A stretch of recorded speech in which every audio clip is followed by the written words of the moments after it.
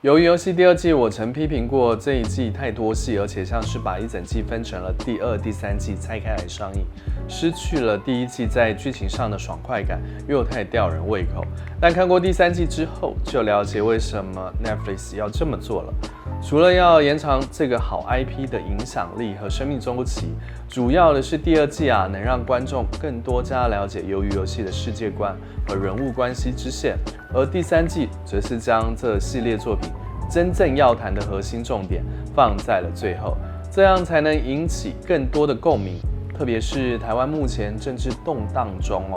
这是个现在进行式，看了第三季会有更多的感触在真正是自由民主，多少罪恶，假如之名以行。聊回正题韩国的剧本之好，就是很会将一些社会世界的问题，透过故事包装的十分生动，而且不会像台湾的剧本一直在自大的凸显台湾本土化，讲述台湾的悲或愁。而韩国的这些好剧本呢，像是一个世界共通的语言。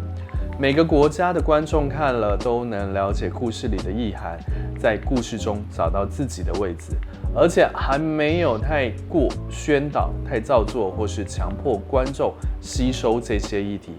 反而会让观众看了这些作品产生很强的沉浸感，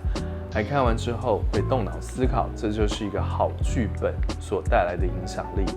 很高兴《鱿鱼游戏》第三季算是做到了。但也不是毫无缺点可谈，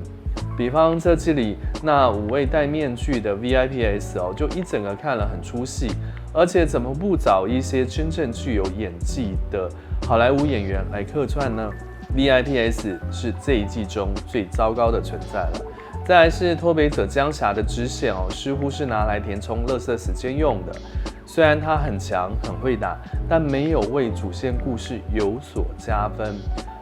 Baby 的出现呢，的确把故事推上另一个高潮，而且还有一点使王搁浅2的即视感。但Baby 会有点太突然的出现了，会觉得妈妈的大肚子应该还没大到要生出来的感觉，但怎么就这样出来了，有点太意外。这一季的反转算是不会太有割裂感，然后陈其勋最后的决定很有在看《异形3》的悲壮感，而且这个人设会走上这个结局，也算是一个解脱。陈其勋这个角色呢，该是李正宰演艺生涯中最具代表性的了。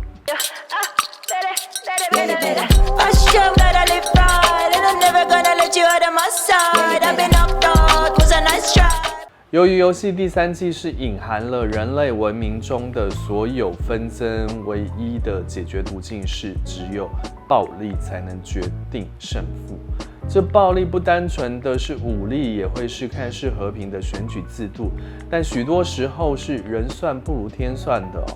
看透了这一切的主角陈其勋，才会无所畏惧，做出许多反人性常理的决策。而他的牺牲不是太过英雄主义式的，而是有所选择的。这也是第三季中最后一集的标题是人性的缘故。由于游戏令人留有悬念的是真正的恶人，人类阶级中的顶级掠食者们并没有得到真正的善恶有报的回馈，而这些参赛者们呢，也就象征了社会中的低端分子。结束了这场鱿鱼游戏，仍会有下一场的参赛者们为了夺到最终的奖金而失去生命的前仆后继者。仔细想想，真实世界不也是如此吗？真正可恶的永远是躲在法律规则之后的那些权贵、既得利益者。而最惨的是被 PUA 的人们，还傻傻的为这些既得利益者喊的口号而卖命还自以为正义、自以为公平，而彼此自相残杀。仔细想想，不可悲吗？好的，本期的影视剧诚实说和您分享到这，我们下期见，拜拜。等一下要约会，可是我头发有毛躁怎么办？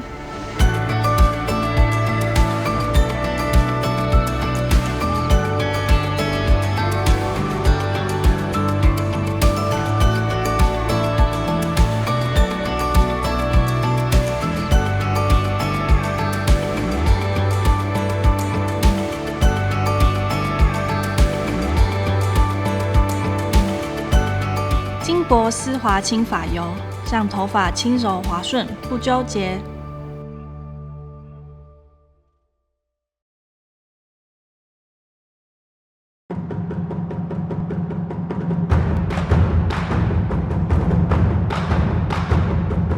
片花组制作。